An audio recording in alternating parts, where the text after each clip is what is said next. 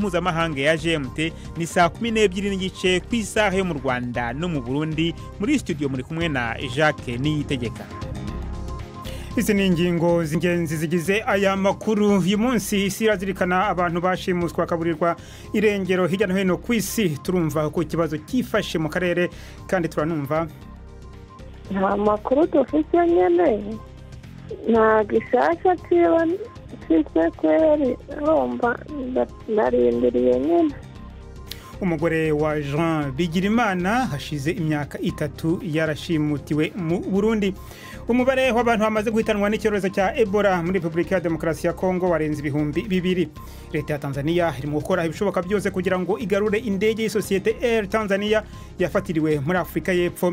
Nanone indwara yitwa pipite ibaho, ni indwara ifata umutima w'iryinyo, ni igihande cyo mu ryinyo imbere kiba kirimo imitsi irigaburira.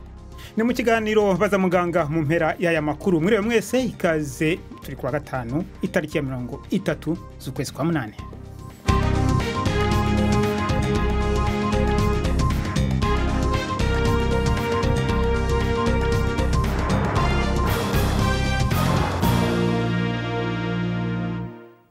Aya makuru ndetse n'ayandi ku buryo burambuye ni mukanya Mark niyo nkuru amaze kutugezaho muri make amakuru y'ingenzi avugwa hirya no hino ku isi.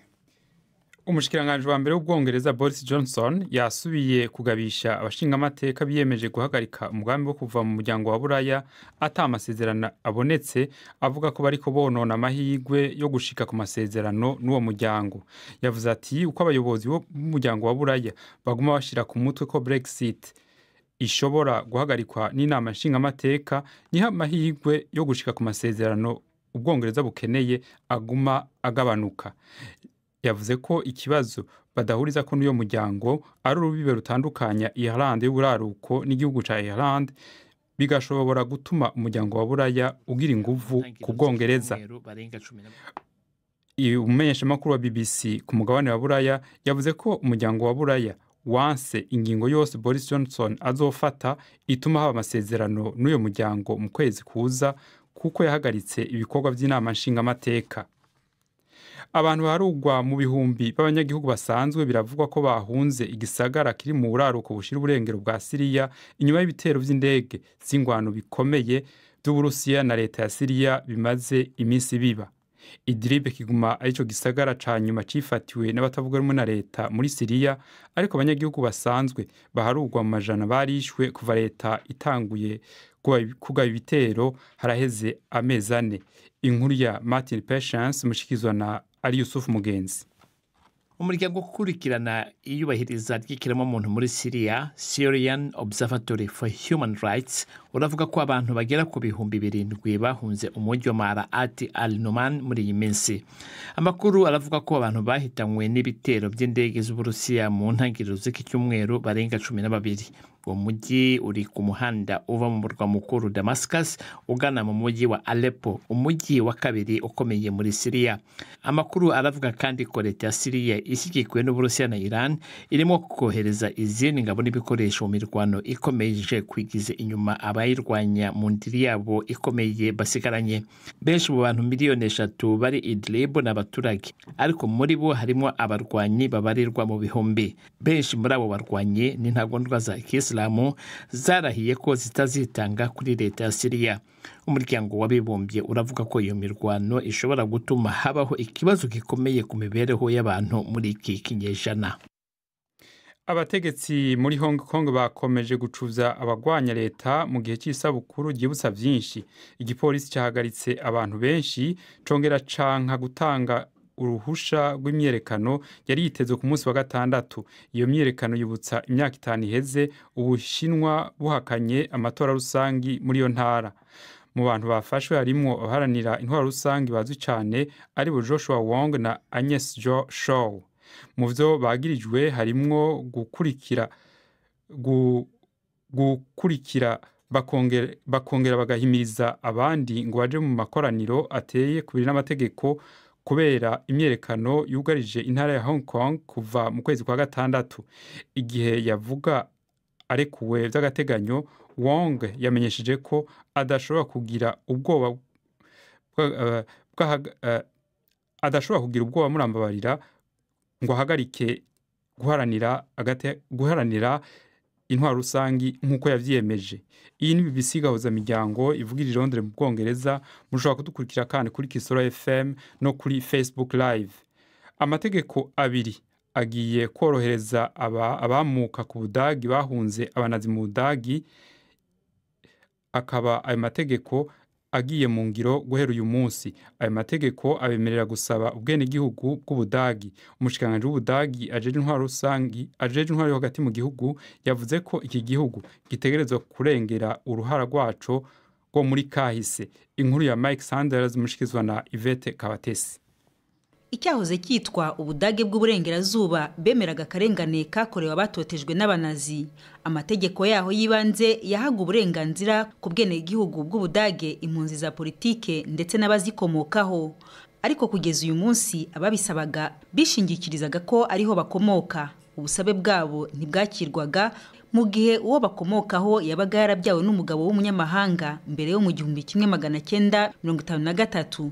Kugeza icyo gihe wari ufite uburenganzira ku bwene gihugu n'uwabaga yaravutse ku mugabo w'Umudage.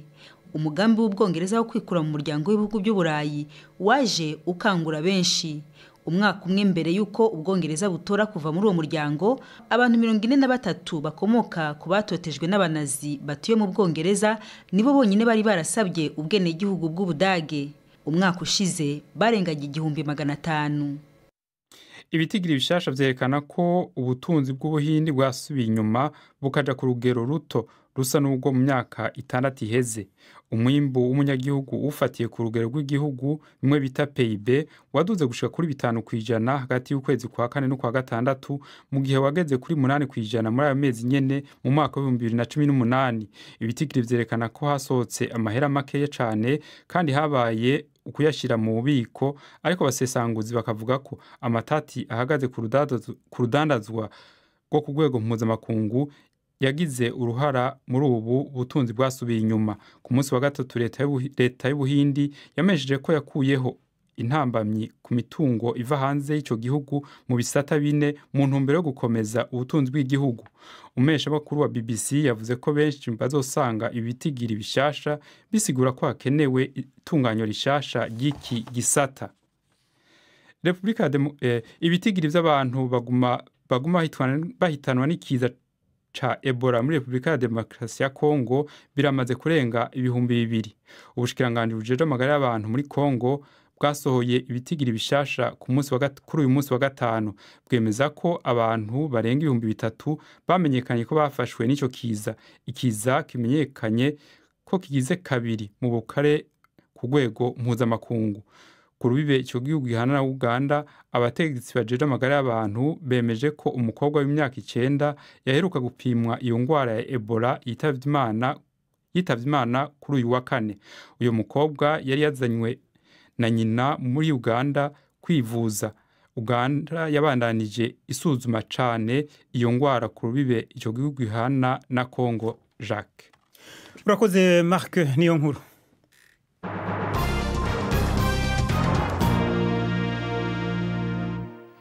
Turi kwa gatanu hitariki ya 30 z'ukwezi kwa munani. Iyi tariki isi irazirikana abantu bashimutwa akaburirwa irengero hirya no hino ku isi. Igikorwa gitera ubwoba abo mu miryango yabo banahorana agahinda bategereje agakuru kabo. Umuryango mpuzamahanga uharanira uburenganzira bwa kiremwamuntu Amnesty International uvuga ko benshi mu bashimutwa bakaburirwa irengero ari abagabo, maze akenshi abagore babo banyina n'abashiki babo akaba haribo basigara barwana intambara zo gukurikirana ababakoreye ayo mabi. Gushimuta abantu bakaburirwa irengero binavugwa kandi mu Burundi no mu Rwanda. Navuganye na mugenzi wanjye Samba Cyuzuzo akurikiranye inkuru z'abashimutwa muri ako karere, maze ntagira mubaza uko byifashe mu Rwanda. Karere ni ikibazo kivugwa, kimaze n'igihe kivugwa kihari. Hari ababuze mu gihe kinini gishize, hakaba n'ababuze mu gihe cya vuba giheruka. Nko mu Rwanda hari imiryango itegamiye kuri leta, hari abantu ku giti cyabo n'ishyaka rya politike bavuga ko hari abantu babuze. Nko mu minsi ishize BBC yavuganye n'ishyaka FDU inkingi, umuyobozi waryo avuga ku bantu 3 babuze barimo witwa Irimine Iragena wabuze 2016, Boniface Twagirimana wari ufunze na wakabura, na Eugene Ndereyimana wabuze mu kwezi gushize. hakaba n'umuryango Human Rights Watch nawo wari wavuze ko hari abantu baburiye irengero bagera kuri 14 mu 2014. Mu Burundi naho hakaba ho abashyizeho na campaign cyangwa ubukangurambaga bise ndondeza, bavuga ko hari abantu benshi babuze barenga 83 barimo umunyamakuru uzwi cyane Jean Bigirimana, hakavugwa amazina y'abantu batandukanye nka Vianney Habyarimana, Prosper Nduwayo, hakavugwa n'uherutse kubura mu ishyaka ritavuga rumwe n'ubutegetsi witwa Guido Shimiriko wabuze mu byumweru 2 bishize kugeza n'ubu ngubu. Bavuga ko abo bantu barigiswa nande? Umuryango w'abibumbye uvuga ko abibasirwa cyane ahanini ari abaharanira uburenganzira bwa muntu, bene wabo, abatanga buhamya mu manza, abantu bakekwaho iterabwoba hamwe n'abatavuga rumwe n'ubutegetsi. Imiryango y'ababuze ababo nk'abo duheruka kuvugana batubwira ko batazi ababanyuruje mu by'ukuri, ariko begereye inzego za leta kuko arizo nyine ziba zishinzwe umutekano w'abantu. Ahanini usanga amashyaka atavuga rumwe n'ubutegetsi, abo duheruka kuvugana babwiye BBC yuko bashinja ubutegetsi nko mu Rwanda ishyaka FD inkingi ritunga agatoki ubutegetsi. Umunyapolitiki utavuga n'ubutegetsi Diane Rwigara aherutse kwandikira perezida wa Repubulika amubwira bamwe mu bavuze, ashinja yuko ubutegetsi bwabigizemo uruhare. Hanyuma hari igisubizo se bahabwa n'inzego zishinzwe umutekano? Umwe mu babuze abe duheruka kuvugana yatubwiye ko bahora bategereje amakuru y'inzego z'umutekano kuko batanze ikirego kivuga ikibazo cy'umuntu wabo wabura ibirengero. Kimwe no mu Burundi nuko bimeze. Urwego rushinzwe iperereza mu Rwanda ruherutse kutubwira yuko bariho bashakisha uwo baherutse kuregerwa, uyu ndavuga uyu witwa Ndereyimana. Ariko nanone nko mu 2014 ndetse no mu 2017 nka leta y'u Rwanda yavuze yuko nta ruhare ifite mu bantu bamwe babuze, yahakanye ibyo yashinjwaga n'umuryango wa Human Rights Watch, ndetse biza gutuma no mu muryango wirukanwa. Ruhande rw'ubutegetsi akenshi usanga narwo ruvuga yuko nta ruhare rwagize muri ibyo bikorwa byo kurigisa cyangwa kurigita kw'abo bantu. Samba Cyuzuzo, umunyamakuru wa BBC Gahuzamiryango uri i Nairobi. Rimwe mu mashimutwa yavuga cyane kandi rikomeje kuvugwa mu Burundi ni ry'umunyamakuru w'ikinyamakuru Iwacu Jean Bigirimana. Hashize imyaka 3 umuryango we utazi niba kiriho. Navuganye n'umugore we Godeberita Hakizimana maze ntagira mubaza niba hari amakuru mashya yabafite. Amakuru ya nyuma kubyerekeye inyuruzwa ryiwe nta makuru dufite nyene, nta gishasha kiba mfise kweri, romba narindiriye nyene. Hanyuma urindiriye gute? Wabigejeje ku nzego zishinzwe umutekano barabikurikirana bakubwira iki? Narabishikije ku nzego z'umutekano kandi no muri Iwacu nabo baragiyeyo, turindiriye nyene ku nzego z'umutekano zagira icyo zikoze. Ntajewe kubera nahavuye mpunga, ntabwo bikunda ko bikurikirana ngo ngende mbaze uko bimeze nkumva muri Iwacu, ariko nk'uko babyiyemeje bakadufasha mu buryo na buriya, n'ubu nyine baracabandanya barabaza uko bimeze, urumva bababwira ko amatohoza aha ariko arakomeza. Wakwibutsa muri make abatwumva uko byagendekeye Bigirimana? Bamufatiye Bugarama n'iperereza ryamufatiye, yari avuye ku kazi nyine avuga yuko atagiye Bugarama atagaruka, ariko ntabwo yigeze agaruka. Ijisho ryabaye icyo. Uvuze ko iperereza ari ryo ryamufashe, ni iperereza ryahe? Nabo mu iperereza y'u Burundi nyine n'uvuga abo muri documentation. Hari gihamya cyabyo mufite ko ari abo muri documentation? Hari abantu bari bahari babibonye biba? Nyakira hari ko n'abanyagihugu bahajye nyene i Bugarama barabyivugiye ko bamubonye kandi babonye ko ari bo nyene bamufata, ibyo byose n'ibihamya. Hanyuma icyo gihe aburirwa irengero hari ikibazo yari asanzwe afitanye n'abantu? Nta kibazo yari afitanye n'abantu, yagenda ku kazi nyene uko bisanzwe. Yaba yari afite ikibazo yavuga ati mfite ikibazo kizanyicisha, aba yarahunze, nta kibazo yari afite. Abo uvuga ko bamufashe bamushakaho iki? Banza bamugirije nyine ko akora iradiyo ijya groupe de presse Iwacu, akavuga ati kumbure ashyigikiye abantu bo muri opozisiyo kuko yari asanzwe bakora muri radiyo ya RMFM hanyuma akavayo ubanza bibagize atagiye kumena amabanga y'iwacu. Nyuma y'imyaka 3 ishize Bigirimana buriwe irengero mu muryango mubifashe gute? Abana babyakira gute? Babifashe gute? Abantu bari ko baramenyera nyene nta kundi bari kubigenza ko bamenyera ubuzima yego batahura nyene ibyabaye ko batakimubona kandi batazosubira kumubona nkeka ari mwijuru nyene niko babivuga. Godeberta Hakizimana umugore wa Jean Bigirimana umunyamakuru wacu amaze imyaka 3 yaraburiwe irengero.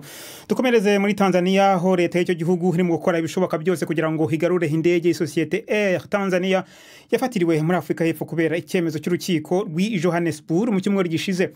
Umuhinzi uri mu kiruhuko cy'izabukuru niwe watanze ikirego mu rukiko avuga ko leta ya Tanzania imurimo amafaranga barirwa muri za miliyoni nyinshi z'amadolari y'ingurane. Ni inkuru ya Nomsa Maseko mugezwa na hari Yusuf Mugenzi. Intumwa nyinshi za leta Tanzania zarimo ambasaderi, ikigera cya minisitiri n'umudirevu wari utwaye iyo ndege zari mu rukiko. Iyo ndege yafatiriwe kubera ikirego cyatanzwe n'umuhinzi uri muri zabukuru wareze leta ya Tanzania. Uwo muhinzi udashaka ko izina rye rimenyekana aravuga ko yishyuza leta Tanzania amadolari y'indishyi kubera ubutaka bwe bwigaruriwe mu myaka ya 80. Abamuburanira baravuga ko iyo ndege mu bwoko bwa Airbus yafatiriwe kubera ko hari ibimenyetso bigaragaza ko ari umutungo wa leta ya Tanzania. Baravuga kandi ko agaciro kayo kenda kungana n'amadolari uwo muhinzi yishyuza. Muri za 90 urukiko rwategetse Tanzania kwishyura uwo muhinzi amadolari miliyoni 33 ariko Tanzania yishyura amadolari miliyoni 20 gusa. Ubu rero uwo muhinzi arashaka ko yishyurwa ayasigaye hakiyongeraho n'inyungu n'indishyi ku gihombo yatewe no gutakaza ibintu bye. Leta Tanzania iremera ko ifitiye umwenda uwo muhinzi ariko iravuga ko Afrika y'Epfo idafite ububasha kuri icyo kibazo. Inkuru ya Nomsa Maseko. Mukomeje kumva BBC Gahuzamiryango, muradukurikira kandi kuri Kisoro FM mu majyepfo ya Uganda. Abari kuri internet muradukurikira kuri Facebook Live, naho ari mu Rwanda no mu Burundi muradukurikira ku mirongo migufi ya shortwaves.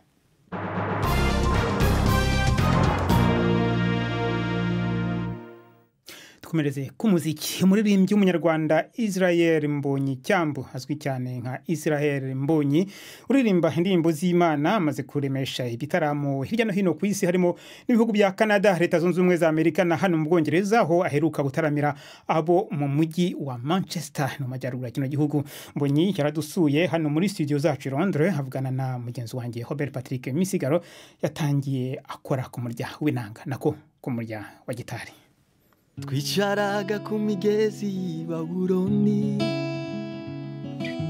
tukarira twibutse iwacu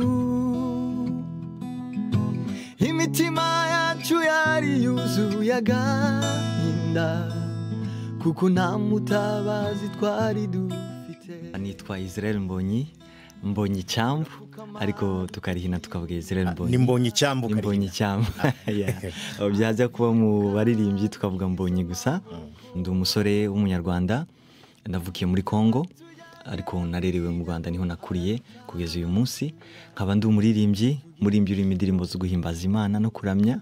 Nkaba naratangiye igihe kitari kinini cyane, natangiye ncuranga ndangije ndaririmba gahoro ariko kubikora neza career solo natangiye mu mwaka wa 2013. Israel ugize uti ndi umusore twumve ko utarubaka. Yego. Hasigaye iki? Hasigaye ko mbona umutambukanye. Waje nga muri studio zacu umaze iminsi ukiremesha ibiteramo, wararemesheje igiteramo i Manchester, abantu benshi barakivuze. Wahabonye gute Manchester?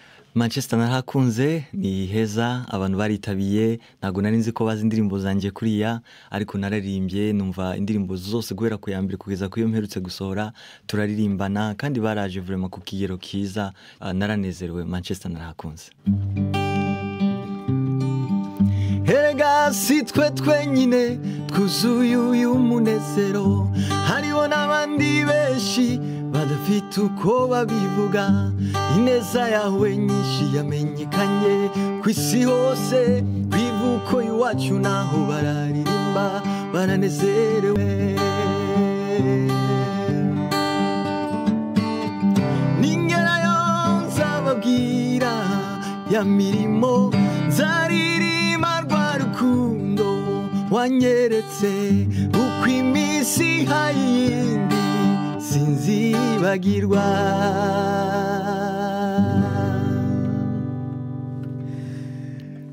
mbanze ndakubaze Mbonyi ubutumwa wibanda ko mu ndirimbo ziwawe benshi bavuga ko ari bwo butuma banazikunda ahanini ushingira kuki?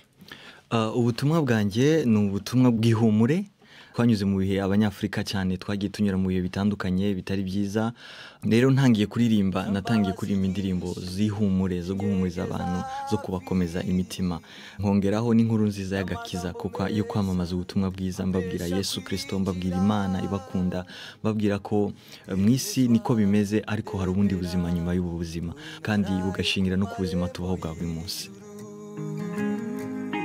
Sifiti soni zo kwinjira yambabariye ibyahise kumena saze ko yahuye ni Yesu ko naraye kururembo niseguye Kristo amateka yajyahindukira. Akaziki ka Israel Mbonyi mu ndirimbo z'Imana gospel. Ikiganiro kirambuye nawe muzacyumva ejo mu kiganiro cy'imvo n'imvano kwa gatandatu tariki ya 31 z'ukwa munani. Noneho ni umwanya wo kujya ku mbuga z'imikino kureba uko byifashe na Jean-Claude Mwambutsa.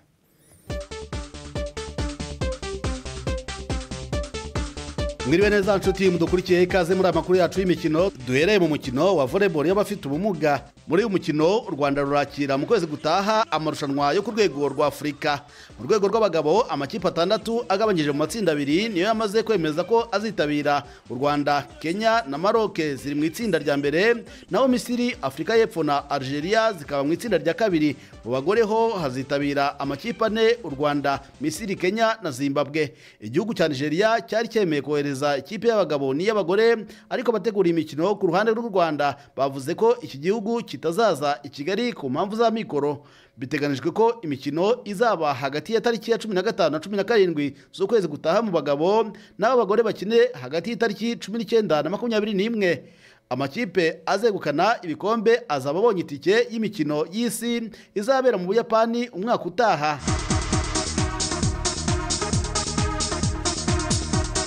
Umupira w'amaguru bamwe mu bakina nk'ababigize umwuga bamaze kugera i Kigali ngo batangire imyiteguro yo gukina na Seychelles mu rugamba rwo gushakisha itike y'igikombe cy'isi cy'ibihumbi 2022. Abamaze kugera i Kigali barimo Abdul Rwatubyaye ukina inyuma uyu akaba akina muri Leta Zunze Ubumwe za Amerika. Mu bandi bategerejwe hari nka Yannick Mukunzi ukinira Sand Vikings yo muri Swede, Solomon Risarike na Jihad Bizimana bakina mu Bubiligi, hakaba kandi n'abakina ku mugabane wa Afurika nka Medi Kagere wa Simba. Uyu mukino uzabera i Kigali ku itariki ya 10 z'ukwezi gutaha. Mu mupira w'amaguru kandi ariko noneho ku mugabane w'Uburayi, Chris Smalling wa Manchester United yamaze kwerekeza mu ikipe ya AS Roma nk'intizanyo mu gihe kingana n'umwaka w'imikino. Smalling utaragaragaye mu kibuga mu mikino 3 irangiye shampiyona yasaga n'umaze gutakaza icyizere cy'umwanya ubanza mu kibuga. Akurikiye Alex Sanchez bakinanaga ariko we akaba yarerekeje mu ikipe ya Inter Milan nayo mu buryo bwo kumutiza. Mu yandi makuru ikipe ya Barcelona ngo yamaze kumvikana n'umukinnyi Neymar Santos bimwisubize nyuma y'imyaka 2 yaramaze mu ikipe ya Paris Saint-Germain. Amakipe yombi yumvikanye ko agaciro k'uyu mukinnyi ari biliyoni 200 z'amayero gusa kugira ngo Barca yoroherwe ikabisaba ko yatanga abakinnyi 3 barimo Ousmane Dembele. Gusa ikibazo gisigaye nuko aba bakinnyi ikipe ishaka gutanga bo bamaze kugaragaza ko batifuza kuva muri Barcelona. Arakoze Jean-Claude Mwambutsa. Reka noneho muganga adusobanurire imwe mu ndwara zifata amenyo. Arasubiza ibibazo bya Yvette Kabatesi.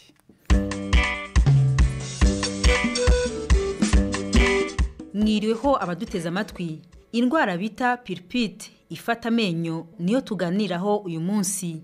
Turi kumwe na muganga umenyereye mu kuvura indwara zo mu kanwa n'iz'amenyo, Jose Uwamariya, mu ishuri rikuru ry'ubuvuzi rya Kigali. Iyo ndwara yitwa piripite ibaho, ni indwara ifata umutima w'iryinyo. Ni ukuvuga ni igihande cyo mu ryinyo imbere kiba kirimo imitsi irigaburira, burya iryinyo naryo rigaburirwa, rikenera amaraso nk'uko ibindi bice byose biyakenera, ndetse hakabamo n'imyakura cyangwa manere nayo aba ari mu ryinyo.